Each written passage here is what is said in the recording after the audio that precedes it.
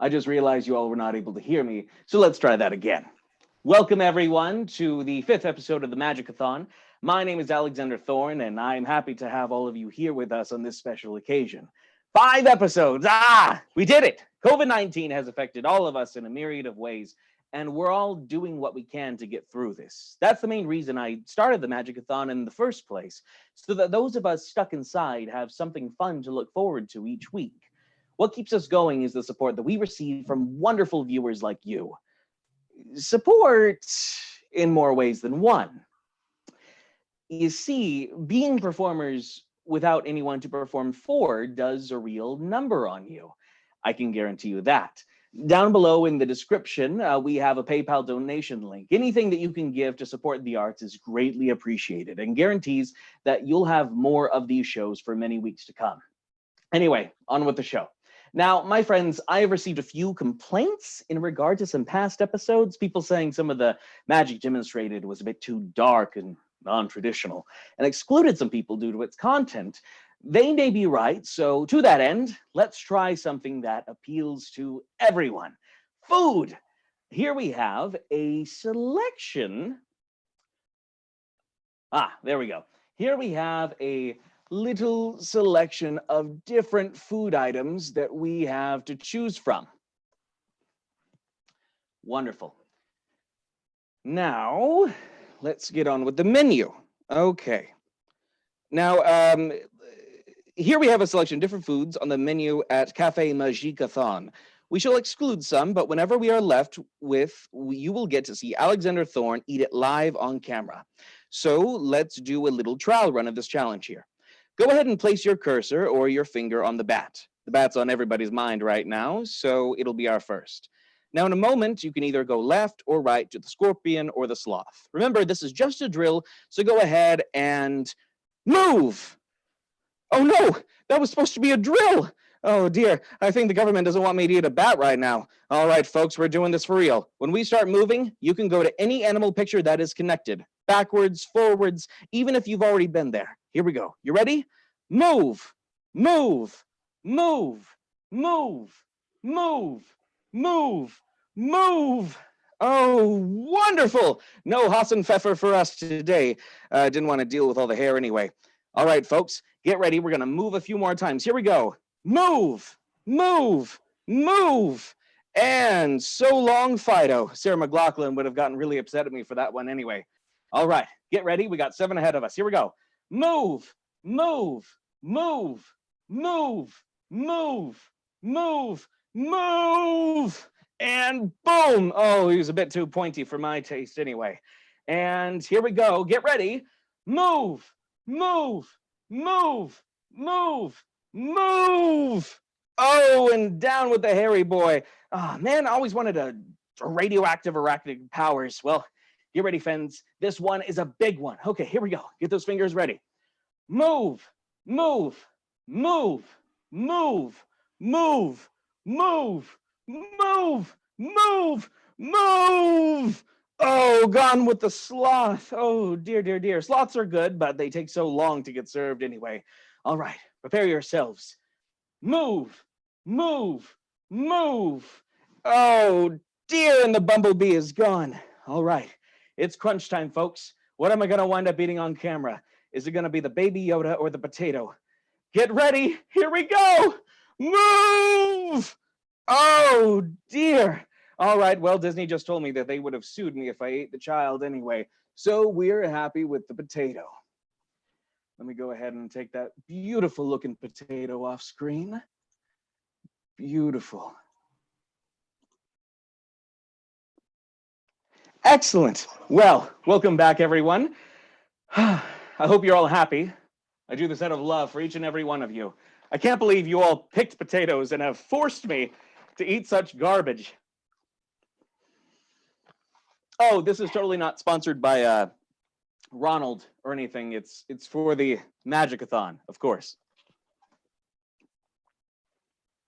But seriously, these are trying times for all of us. So I would like to give each of you a little gift. This is not the gift, but my method of distribution. This is what is known as a poppet, used for the past few thousand years by magic practitioners for all manner of things. Good luck, spells, maybe a curse or two. But don't worry, just positivity today. Now, I want each and every one of you to imbue some of your energy into this little poppet doll. Hold your hands toward the screen. I said, hold your hands toward the screen. It's more like it. Now, think of a memory that when you're going through a rough patch, like so many of us are, it really helps you lift your spirits and get you through those trying times. So send that memory through and, oh, thank you. That is a beautiful memory. Don't worry, I'm not going to share it with anyone else. Now, really put some oomph into it, okay? Really send that through here. A little bit more. Give it a little bit more juice. Wonderful. Really feel this one. I know this is a beautiful memory, but really send that through. Almost there. And now, there we go. On the count of 3, I'm going to ask all of you to remove your hands from the screen, okay? 1, 2, 3. Remove your hands and go. Beautifully done, everybody. Wonderful. Well, that is my time, everyone. Stick around because we have a couple of amazing performers on the way. Up next, we have Pop Haydn. Huge fan of him, big idol of mine. Pop Haydn was named Stage Magician of the Year in March 2015 as the world famous Magic Castle in Hollywood. He is the winner of 7 Performer of the Year awards from the Magic Castle. In February 2006, he became vice president of the organization and served for 4 years in that capacity. He has opened for Jerry Seinfeld, the Smothers Brothers, Loretta Lynn, and others, and performed on cruise ships of many different lines, including Cunard Line's Queen Elizabeth II and the Diamond Princess. Haydn has worked hotels and casinos, including Caesar's Tahoe, was one of the first acts chosen in 1996 to open Caesar's Magical Empire in Las Vegas. All that, of course, along with a veritable cornucopia of film and television projects under his belt. Without any more further ado, we have Pop Haydn. Hi, folks. I am Pop Haydn. I'm very pleased about that myself. You know, I've heard a lot of times people say it's fun to be fooled. But I've heard just as many people say, you know, it's not really that fun to be fooled. And I'm not sure myself how I feel about it, so I thought we'd do a little experiment. I'm going to show you a trick and fool you with it, and then I'm going to show you how it's done. That way, you have something to compare. First, you have a scarf. The idea of the trick is simple. I'm going to place the scarf into the hand in a tight ball. As it goes in to the hand like this, something magical begins to happen. I say the magic words, sim, salabim, and suddenly the scarf is gone and its place is an egg. The scarf has traveled all the way over here into my pocket. Magic. Well, it looks like magic, but it's actually kind of a stupid trick. The secret is the magician has 2 of these red scarves, one of which is hidden inside the egg. I know it's stupid. So you have 2 scarves. You have an egg. The contents of the egg have been removed. This is very important. You make a mistake here, you're going to mess up your scarves. You leave a hole inside the eggshell about the size of your thumb. You have one of the scarves hidden from the very beginning of the trick in a tight ball down inside your pocket. Since no one knows the scarf is down there, it gives you what we call in our profession the element of surprise. You wave the scarf around, stick it right into your hand, actually inside the eggshell. Since no one knows you have an eggshell hidden inside your hand, that gives you a second element of surprise. You say the magic words, sim, salabim. You drop the egg, you reach in your pocket, you get a scarf. That's all there is to it. It looks like a miracle, but it's just a stupid trick. Now, occasionally there is some wise guy in the audience that wants to see the egg.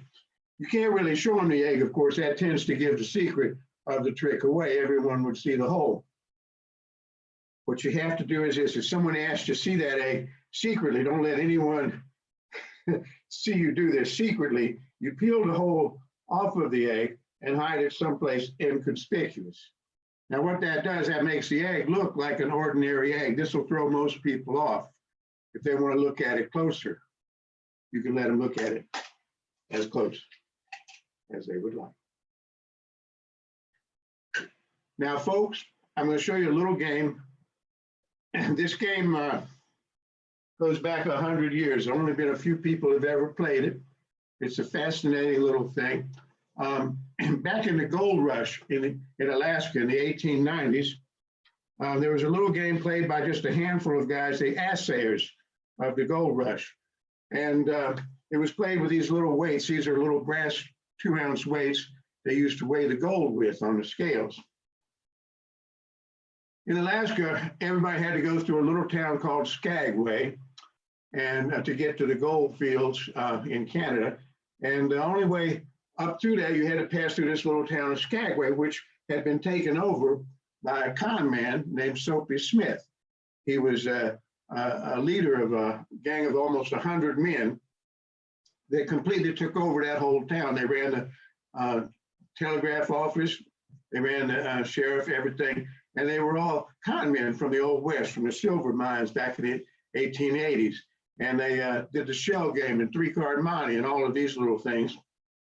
And Soapy Smith was their leader. And a lot of famous people came out of that period that worked for Soapy Smith. You may have heard of a guy named Alexander Pantages.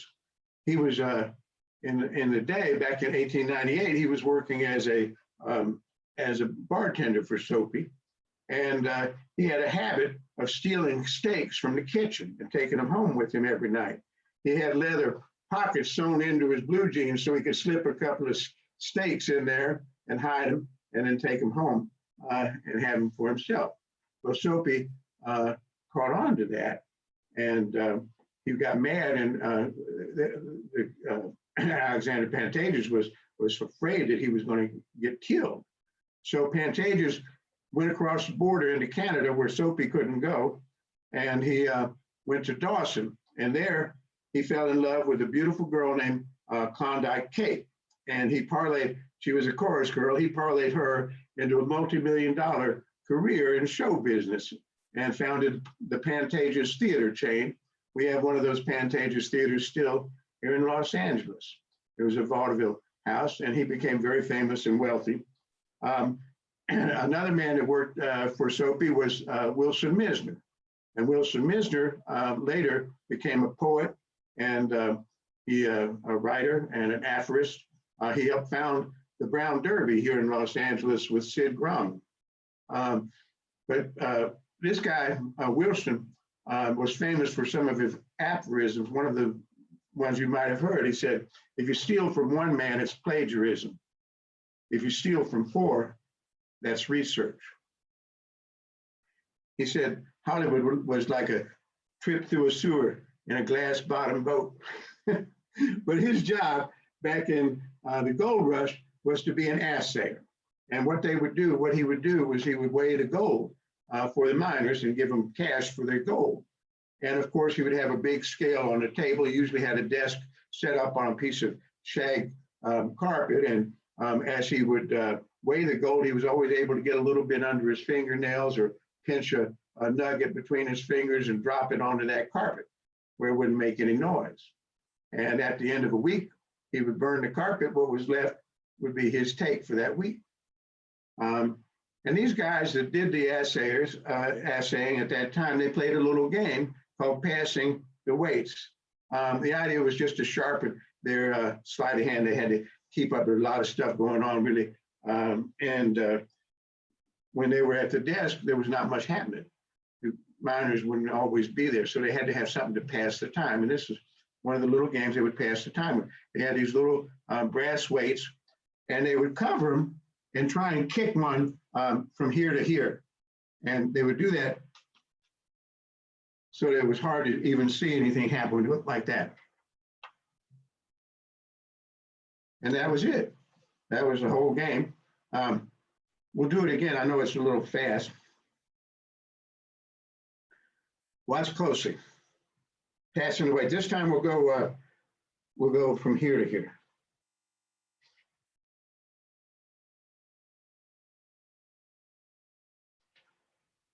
That's it. That's the whole game. It's very fast. I'll do it one last time for you. This time we'll go from here to here.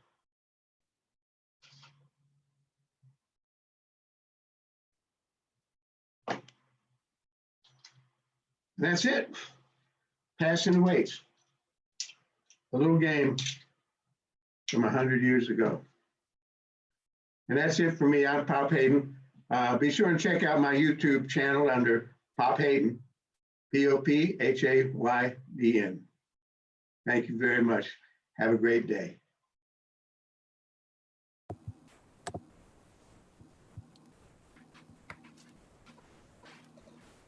Hi, I'm Meadow Perry, Bubble Magician. I believe that bubbles are magic. In fact, when I say the word bubbles, a childhood memory probably comes to mind. A colorful bottle and a little plastic wand. But these, they're not your childhood bubbles.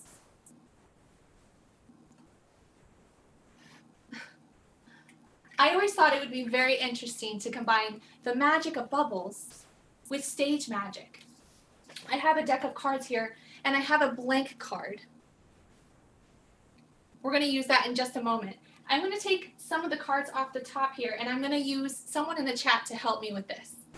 So there is a little bit of a delay. I'm going to put these up there. Someone in the chat can just type out one of the cards that they see there. I don't know if you can see them. And I'm going to have to wait a few seconds, probably about 10 to 20 seconds for you to catch up. But just pick something with a lot of white space because I'm going to write your name on it. Okay? Can you see these okay? Let's see. I'm waiting for the chat to catch up. There we are. Okay.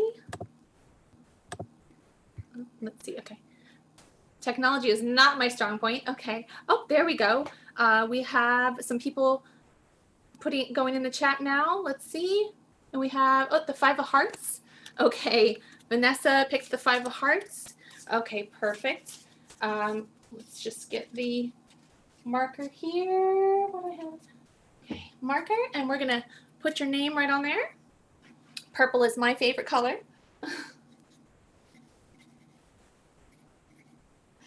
Vanessa.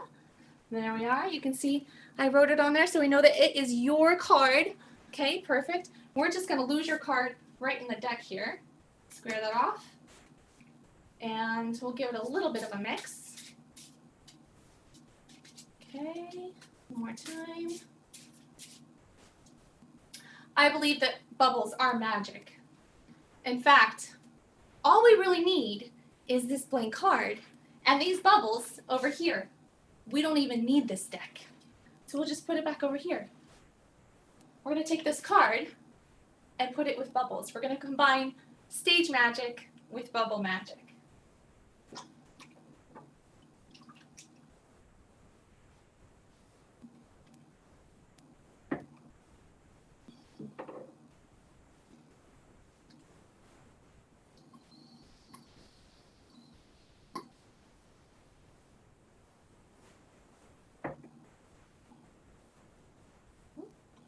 And with all all good magic, it takes time and patience, especially when you have something as finicky as bubbles.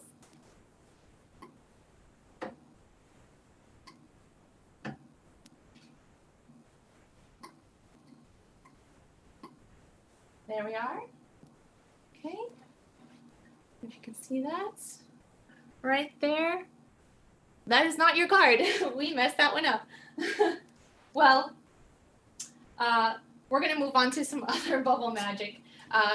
Cards are not my strong suit, so that was a new thing that I wanted to try.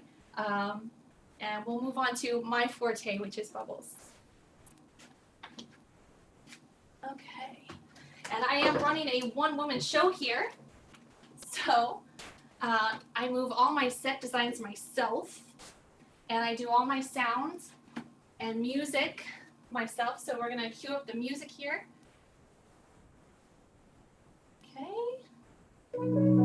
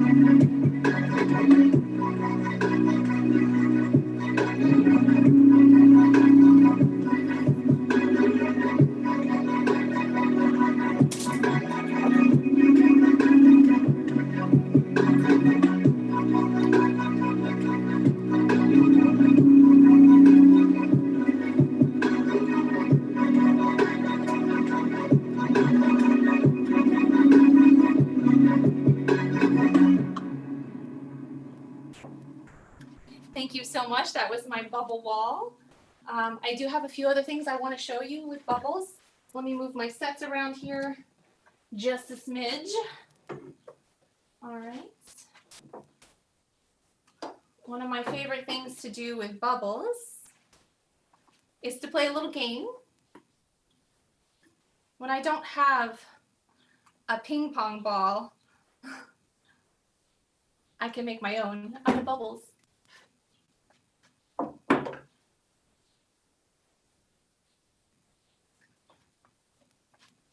There's been lots and lots of bubble magicians and bubble artists. A lot of the greats, such as Tom Noddy, Eiffel Plasterer, Dustin Sky, they all have done some really fantabulous things with bubbles.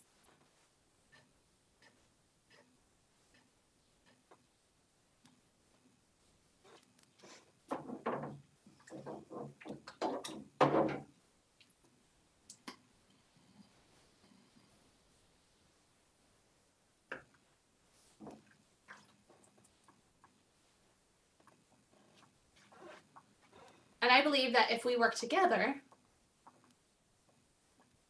magicians, bubble artists, jugglers, all the entertainers, we can create beautiful things together.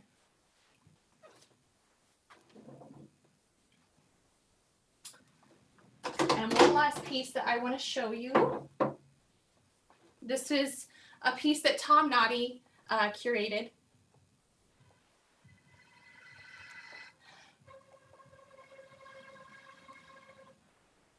Now in life, there are a lot of ups and there's a lot of downs.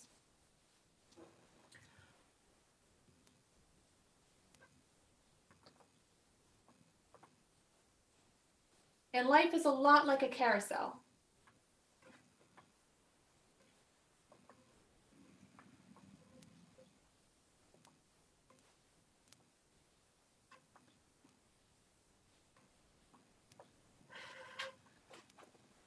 With its ups and downs, and sometimes life goes round and round.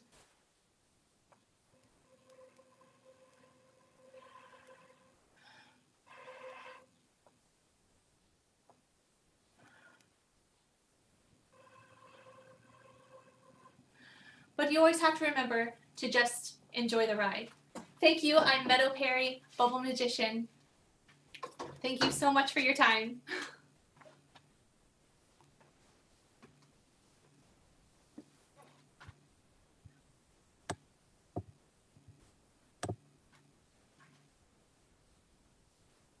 Thank you so much, Meadow. Thank you so much, Pop. Both amazing, brilliant performers that we are very happy and lucky to have had on the Magic-A-Thon today. Thank you all so much. I want to thank each and every one of you for tuning in to our 5th episode of the Magic-A-Thon. 5 episodes! We did it! Here's to 5 more before we get shut down.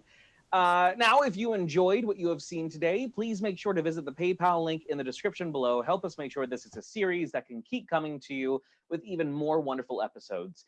If you didn't like it, make sure to give us double as restitution for hurting my feelings. Stay safe out there, everyone. I'm going to finish my lunch. We're going to see you next week. Now, where's that baby Yoda? I wanted that as a side dish.